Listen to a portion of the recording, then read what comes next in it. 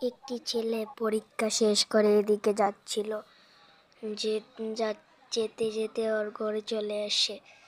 আজ খুব ক্লান্তি লাগছে। আরে আরে এ কি আমার ঘরে এগুলো বন্দুক কে রেখে গেল?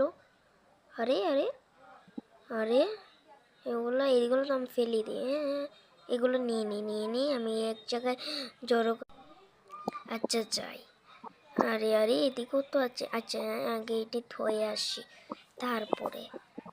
আরে আরে আরে এই জায়গাটায় ধুই আমি। হ্যাঁ, সবগুলো ধুয়ে দিয়ে। হ্যাঁ, এই যে আরও কেন দেওয়া যাচ্ছে? আরে আমি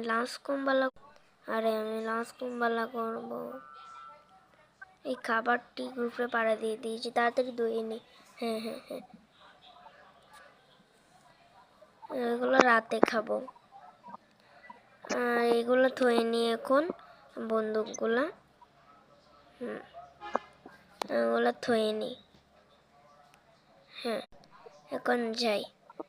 এই যে বন্দুকটা আমার হাতে রাখি, এমনকি ঘুমিয়ে পড়ি। যদি দেখি কোনো গুন্ডা আসে আমার ঘরে, তো আবার বন্দুক হয়েছে। আচ্ছা যাই, এখন ঘুমিয়ে থাকি সোফাতে। আরে সোফাটাও কি ছোট করে দিল। হ্যাঁ,